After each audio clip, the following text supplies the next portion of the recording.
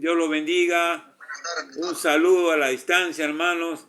Y yo sé que los varones son los que están más ataviados el día de hoy. Están cocinando los muchachos.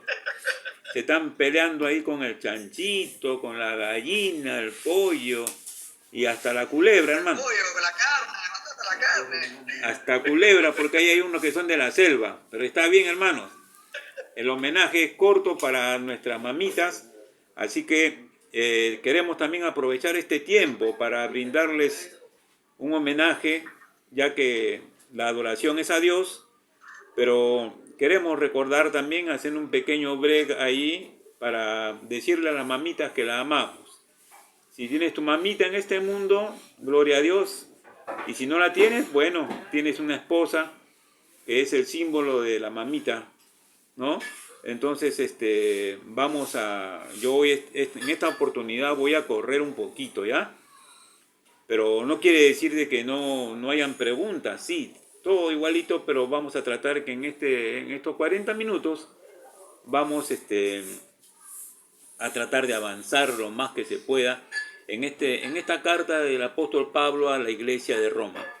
Yo la verdad que me quedo anonadado porque es una carta que tiene mucho para dar, hermanos. Yo estoy seguro también que ustedes ya están listos con sus preguntas y eso es bueno, hermano. Alguien dijo, solo preguntando llegaremos a la verdad. Entonces ya hemos orado.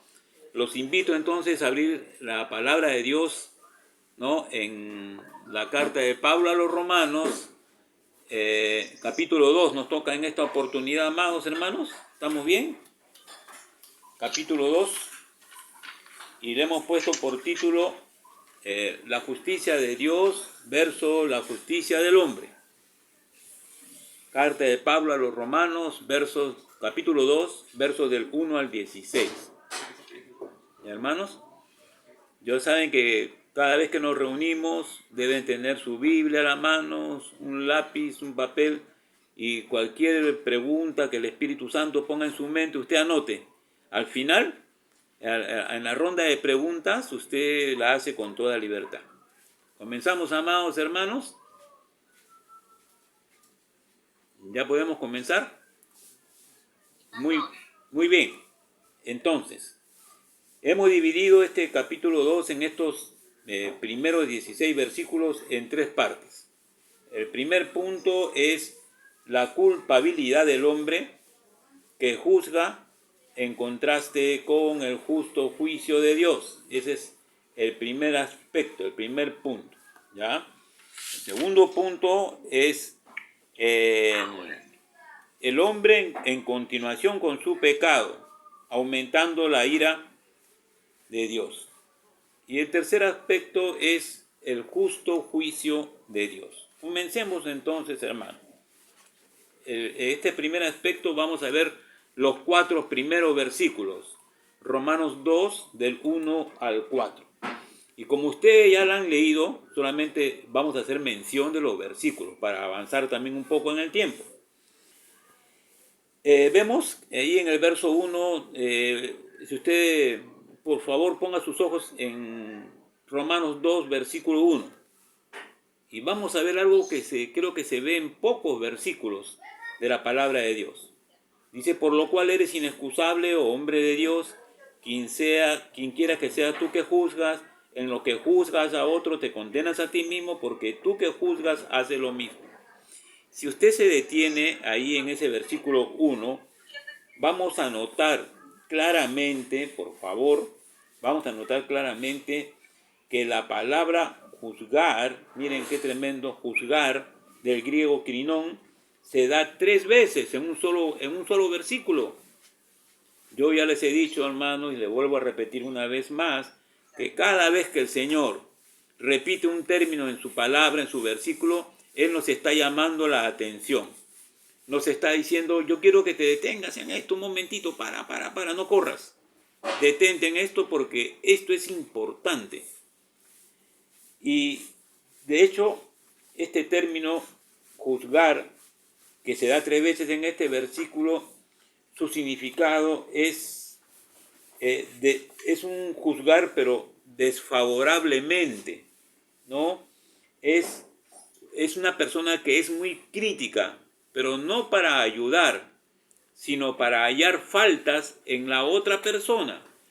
Voy a repetírtelo, hermano, porque es importante para Dios, y Dios nos los ha dejado para nuestro desarrollo espiritual. Te repito, cuando el Señor habla del término juzgar aquí en Romanos 1 y lo menciona 3 veces, se está refiriendo a un actuar desfavorable de esa persona. Esa persona está criticando y está buscando hallar faltas en la otra persona. Y de ahí que viene el término que dice, ¿no? Oh hombre, eres inexcusable. Mire lo que dice Dios, que la persona que está criticando, que está juzgando de la manera negativa, que está en todo momento hallar faltas en la otra persona, es inexcusable delante de Dios.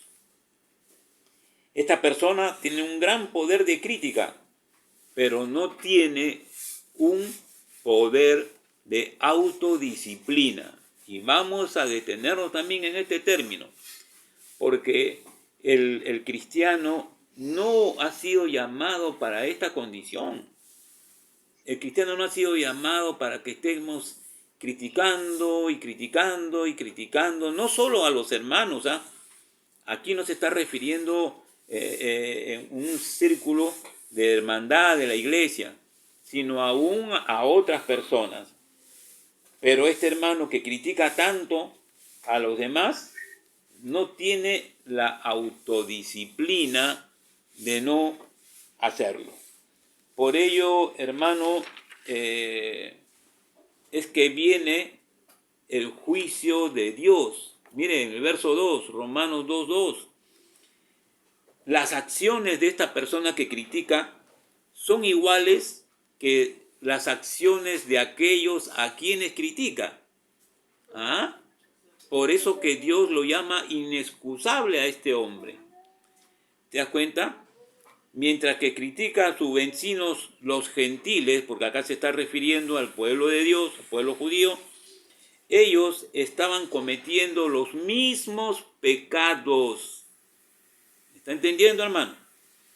Dice, si usted revisa la lista de pecados del capítulo 1, del 29 hasta el 32, se va a encontrar con una larga lista muy fea, realmente.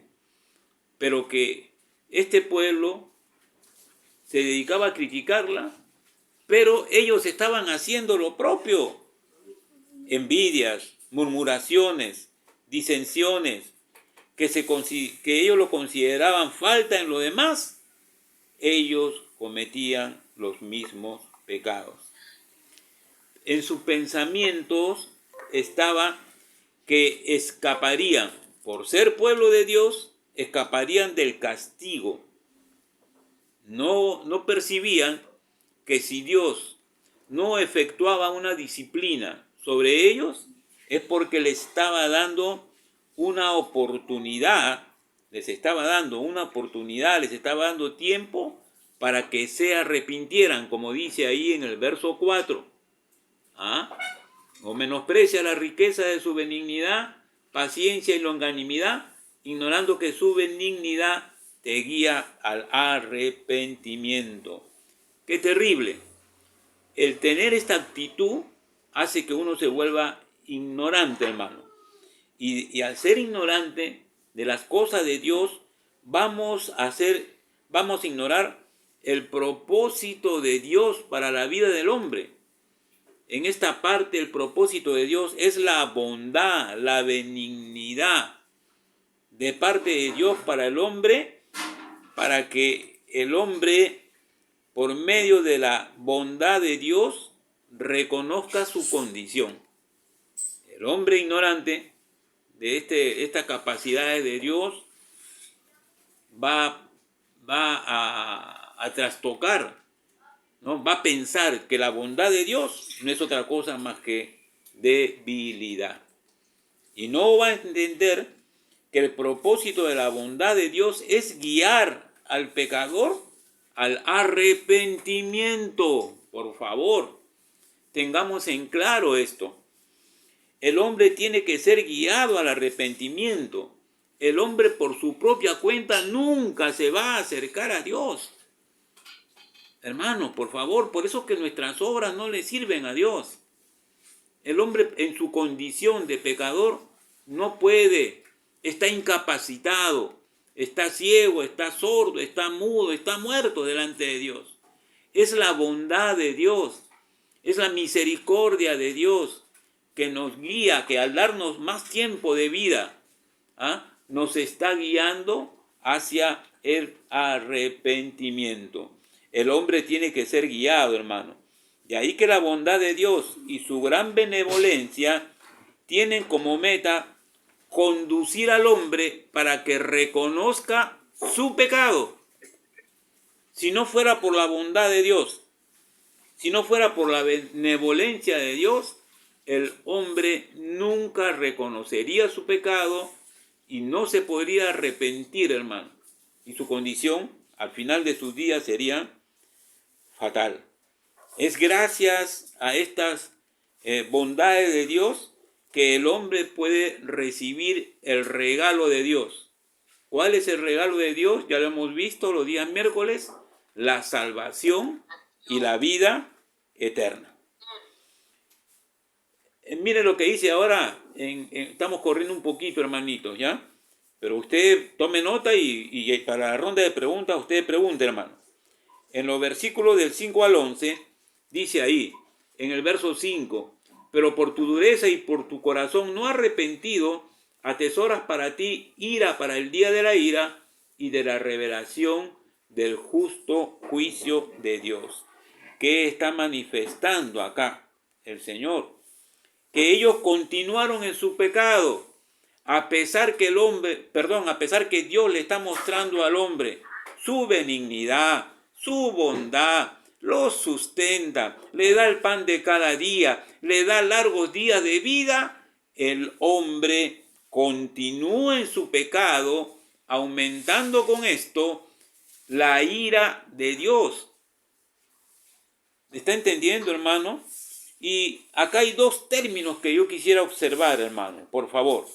El primer término ahí en el versículo 5, el primer término sería dureza. Y este término significa impermeable. Es terco. Cuando el Señor habla de la dureza en el verso 5, pero tú por tu dureza, está hablando que el hombre se vuelve impermeable. Usted entiende el término eso, ¿no? Que no le penetra nada, para nada la palabra de Dios, que se vuelve terco, hermano. Se vuelve terco. Y el otro término para anotar en el verso 5 es no arrepentido. O sea que el hombre se vuelve impenitente. El hombre se vuelve obstinado en esa postura errada. Qué tremendo, hermano. El hombre en su corazón entonces empieza a anidar rebeldía en contra de Dios. Dice más. Habla del término ira para el día de la ira. Hermano, hermana, tiene que quedar esto bien claro. El hombre sin Cristo ya está bajo condenación. Por favor, hermano. El hombre sin Cristo ya está bajo condenación. Y eso lo puede usted observar en el Evangelio según San Juan.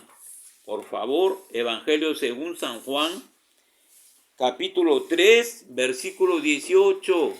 Es un pasaje que usted lo conoce definitivamente. Juan 3, versículo 18.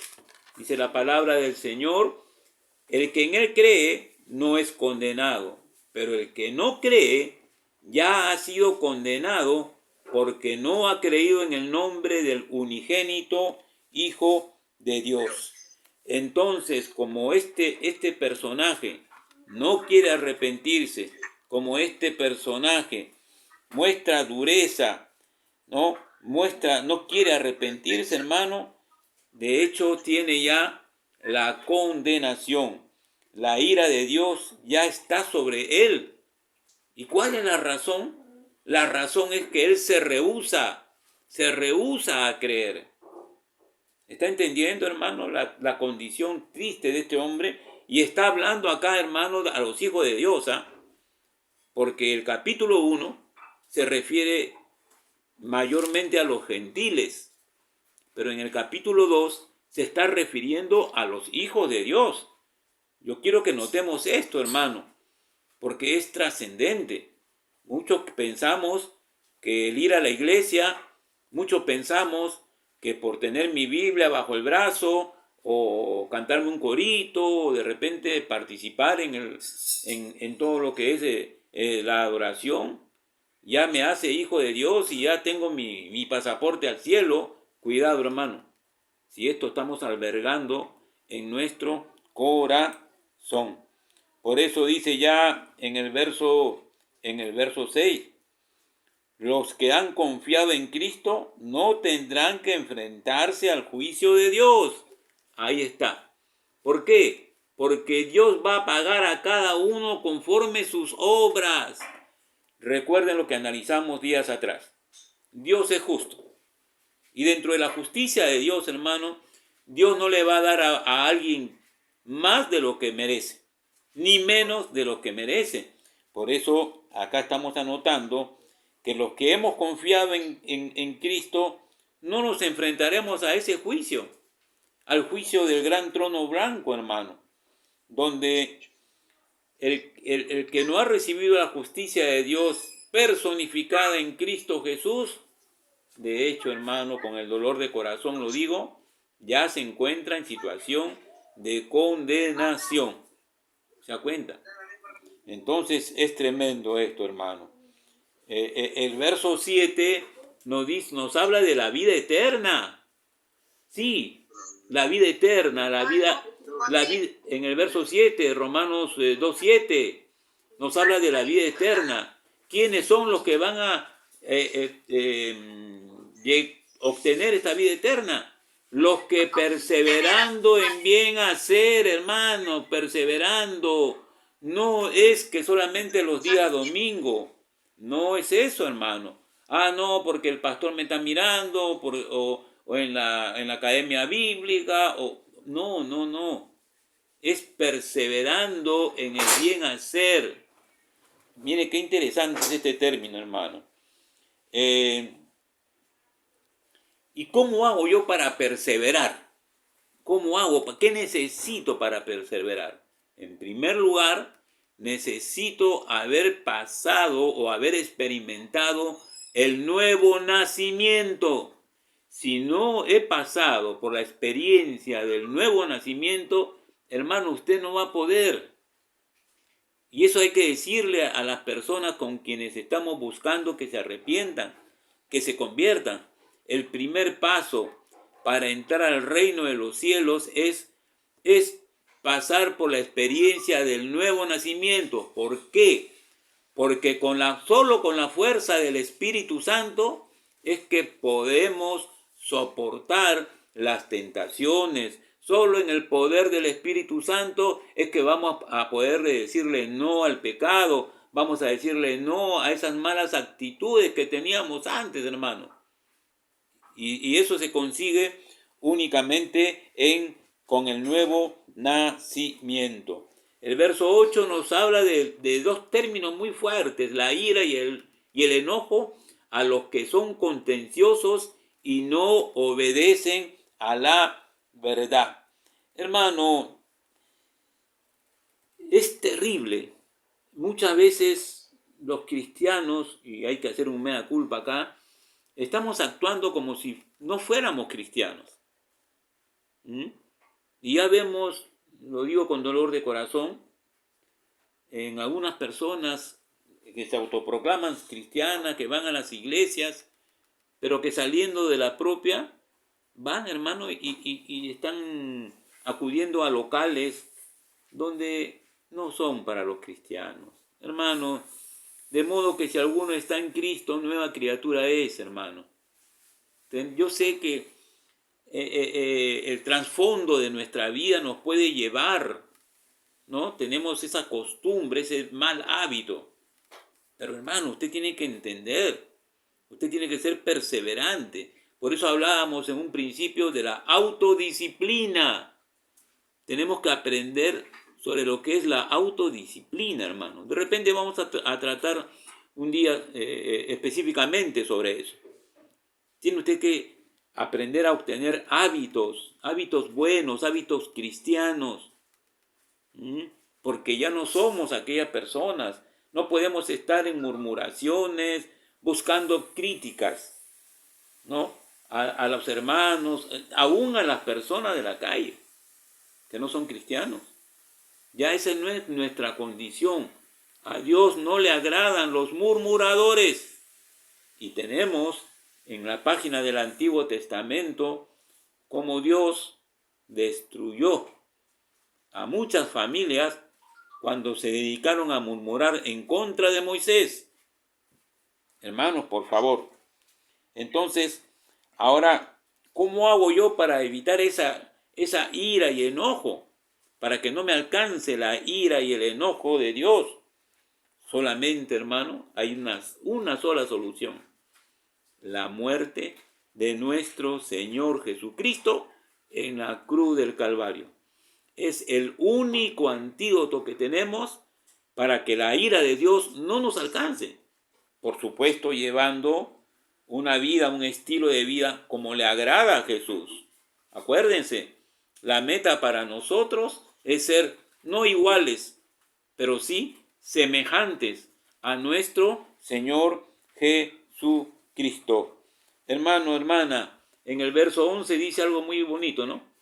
Porque no hay acepción de personas para con Dios. Ojo, hermano, para Dios no hay acepción de personas. No hay que uno tenga un ministerio como de pastor, como de... No. Igual Dios va a tratar a todos por igual. Dios no es como la justicia humana que se parcializa. No, Dios es imparcial. Por eso que nosotros debemos de practicar el temor a Dios. Eso debe ser un buen hábito en nuestra vida. Que cada acto que yo voy a dar, que cada pensamiento que voy a tener, que cada palabra que voy a decir, tengo que entender que Dios no va a hacer acepción conmigo, porque soy el pastor, el maestro. No, porque soy maestro ya el Señor puedo hacer de las mías, por así decirlo.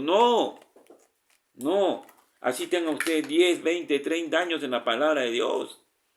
Acá está claro, no hay acepción de personas para con Dios. Verso 11, hermanos, nadie tiene méritos propios para que Dios acepte lo que a Él no le agrada. Solo la gracia de Dios, recordemos esto, hermano, hace posible que el pecador tenga acceso a su presencia. No es por nosotros, hermano, es por la gracia de Dios. Y en el tercer aspecto, tercer punto o tercera división que hemos querido tomar en esta tarde ya, vamos a tratar los versos del 12 hasta el verso 16. Por favor, lápiz y papel. Porque todos los que son sin ley, dice, porque todos los que sin ley han pecado, sin ley también perecerán. Y todos los que bajo la ley han pecado, por la ley serán juzgados. Hermano, ¿a quiénes se le dio la ley? Al pueblo de Dios, al judío. Si ellos no cumplen, si ellos no cumplían, pues igual se le va a dar. Pero usted dirá, pero pastor, ¿y aquellos que no conocían la ley de Dios? Todos conocemos la ley de Dios. Todos somos imagen de Dios. Hay algo, si usted revisa la historia de las culturas, hermano, en el mundo, en la humanidad, usted va a encontrar que en muchas de las culturas se habla de no matar, se habla de no adulterar, se habla de no robar, se habla de no asesinar. y del respeto a lo que ellos creen su Dios. Eso es inherente en el ser humano. ¿De dónde viene eso? Esa es la imagen moral que Dios puso en nosotros. No, hermano, cuidado, a cada uno se le va a juzgar. Al que se le dio la ley, con la ley. Y al que no se le dio la ley, pues sin ley, también se le va a juzgar, amados hermanos. Y por eso tenemos que ser cuidadosos. En el verso 13 dice, porque no son los oidores de la ley los justos ante Dios, sino los hacedores de la ley serán justificados. Yo recuerdo un tiempo cuando estábamos en el seminario y estábamos recibiendo los diversos cursos de teología, ¿no? Y había muchos, ahora pastores, que se llenaban la cabeza de teología, pero en su vida personal, en la praxis, hermano, ¿cómo éramos? ¿Cómo son? Estábamos nos habían hecho una invitación para pastores con mi esposa, y decía este pastor David Wilkerson, usted ha escuchado este siervo David Wilkerson, el de la cruz y el puñal, y él decía lo siguiente, hermano, que en una reunión allá en su iglesia estaba predicando un pastor al cual él había invitado, y este pastor, este siervo muy lindo, predicaba con una solvencia, hermano, y su esposa estaba sentada ahí en el templo y escuchando el mensaje. Y al lado de su esposa estaba una señora, una hermana, y estaba maravillada con el mensaje que el siervo estaba dando. Y esta hermana le dice, ¿no? ¿Qué se debe sentir ser la esposa de un siervo como el que está predicando? Y la esposa de este pastor le dijo, ¿no? ¿Usted se maravilla con lo que predica ese hombre? Sí, le dice.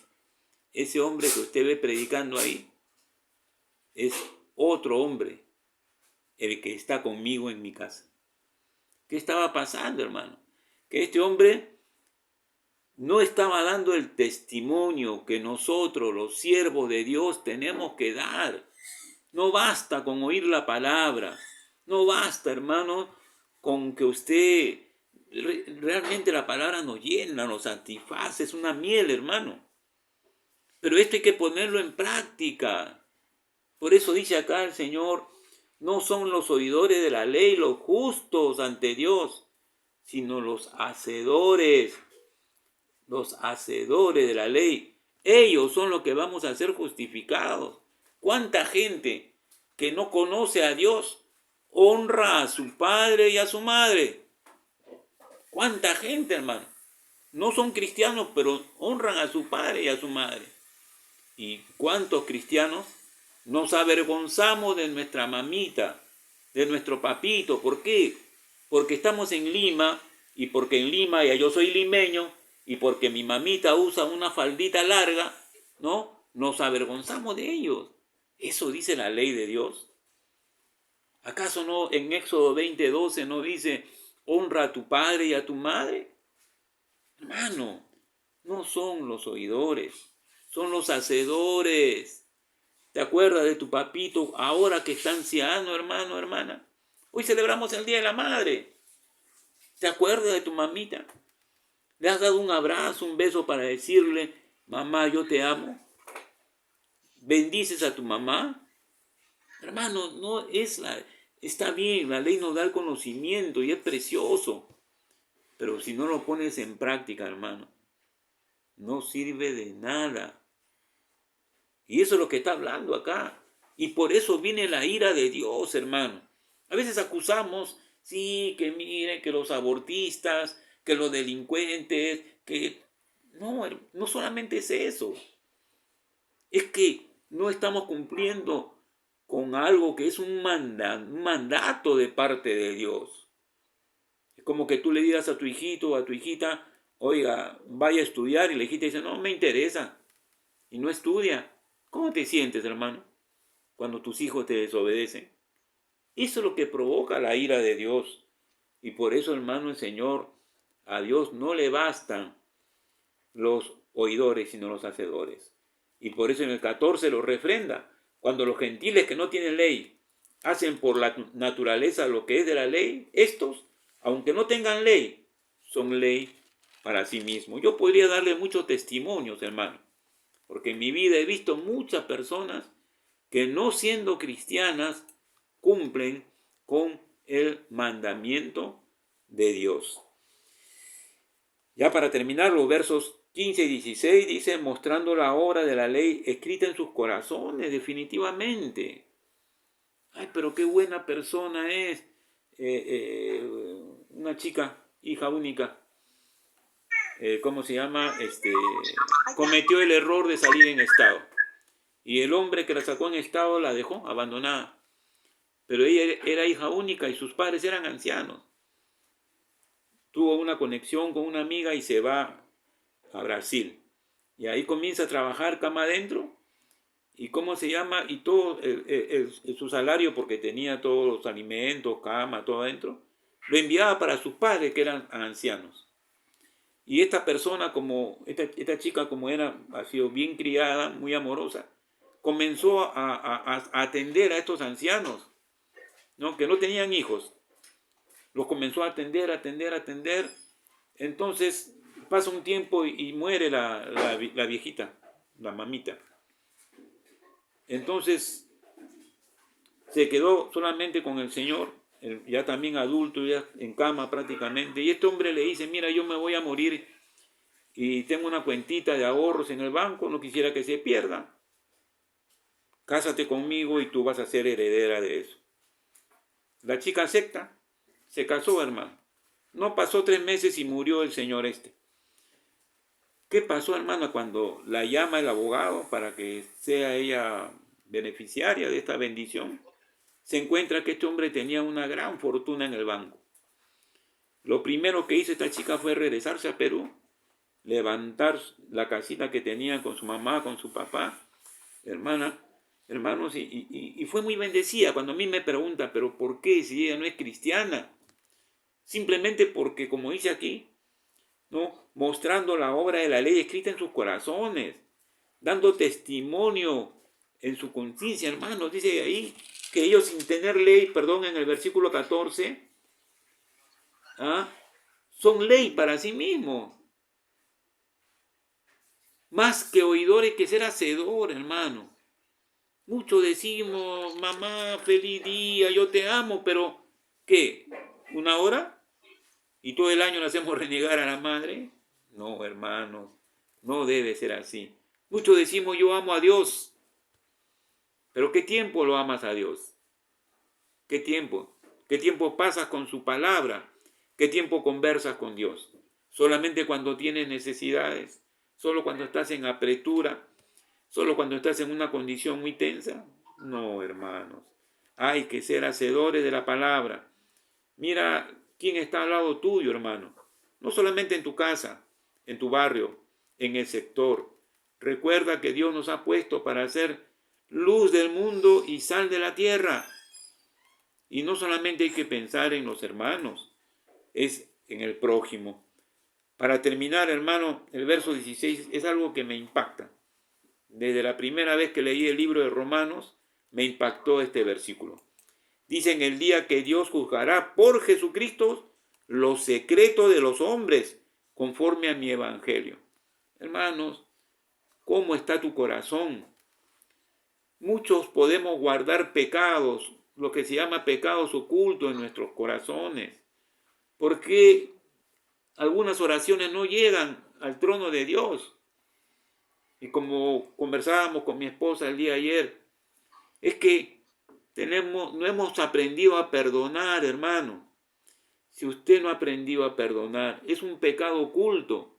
Y si usted no se arrepiente, hermano, hermana, cuando estemos en la presencia de Dios, eso va a ser visto por todo el universo de personas, desde Adán hasta el último hombre. Vamos a salir avergonzados. Hermano, nuestro corazón debe estar limpio. No debe haber secretos para con Dios. Papá Dios es bueno, hermano. Es muy bueno. Yo quiero terminar, hermano, diciéndole que el Señor está presto.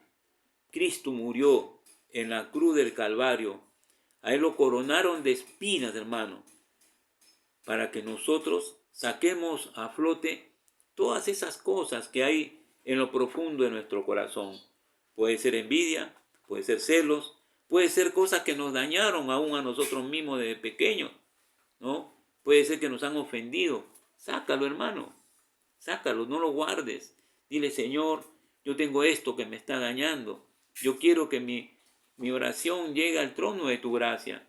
Pero si hay cosas que no has perdonado tú, amado hermano, amada hermana, no va a ser posible, no va a llegar. Acuérdate, Dios es justo, hermano. Acuérdate, Dios es justo, hermana. Acuérdate que Dios no hace acepción de personas. Tú podrás decir, pero soy bueno, estoy llevando alimentos a los desvalidos, estoy dando mi sangre. No sirve delante de Dios. Dios es justo. Dios no hace acepción de personas. Y por eso, amado hermano, amada hermana, yo te animo para que en este momento revises tu corazón. Te animo en este momento para que ahí cierres tus ojos. Tomemos un minuto para decirle gracias, Señor, y para pedirle perdón. Y si hay algo en tu corazón, hermano, hermana, que tú crees que no está bien, que es algo oculto, que tú lo guardas, hermano, yo te animo. Vamos a sacar ese secreto. Ahí a solas con Dios. Dios te está escuchando. Dios es omnisciente. Él conoce. En la madrugada le decía a mi esposa, no te preocupes. Dios sabe de tu dolor. Solo pon tu confianza en Dios, nada más. Y eso es lo que hacemos los cristianos. Ponemos nuestra confianza. No ponemos los ojos en el problema. Ponemos los ojos en Jesús, que es el autor y el consumador de la fe. Oremos, hermano. Padre, te damos gracias. En esta hora, Señor, estamos muy comprometidos contigo, Señor. ¿Cuántas veces hemos cometido el error de criticar al hermano de manera negativa, Señor? Y no nos hemos dado cuenta de que nosotros hemos estado cometiendo de repente los mismos pecados o cosas peores. Pero valga esta oportunidad, Señor, ya que tú estás aquí para pedirte perdón. Señor, queremos también liberarnos de eso que se llama pecados ocultos, Señor, porque hemos entendido en esta hora de que usted no hace acepción de personas y que cuando nos toque estar en su presencia, no quisiéramos, Señor, ser avergonzados, Padre bueno. Por favor, límpianos, lávanos. Tu palabra dice, Señor, que ni la lejía ni el jabón pueden borrar nuestras rebeliones delante de ti. Pero sí hay algo que borra los pecados, Señor. Y eso es la sangre poderosa de nuestro Señor Jesucristo. Por eso que cuando Él derrama su sangre en la cruz del Calvario, fue para nuestro beneficio, Señor. Gracias, Papá bueno. Te alabamos y te bendecimos, Señor. Gracias. Que este día también, Señor, donde el mundo también celebra el Día de la Madre, queremos también suplicarle que usted le dé una bendición especial a todas las mamitas, Señor, cristianas o no cristianas, Señor, porque las mamitas es un instrumento que usted ha usado poderosamente, Señor, para que nosotros lleguemos aquí, a este lugar donde nos encontramos, Señor. Los que la tienen en este mundo, gloria a Dios, y los que por alguna circunstancia ya no están aquí, Señor, tenemos a una esposa, tenemos una hija. Señor, en ellos volquemos ese amor a nuestra Santa Madre, que nada lo puede comparar. Gracias, Señor. En el nombre de Jesús oramos. Amén, amén, amén. Gracias.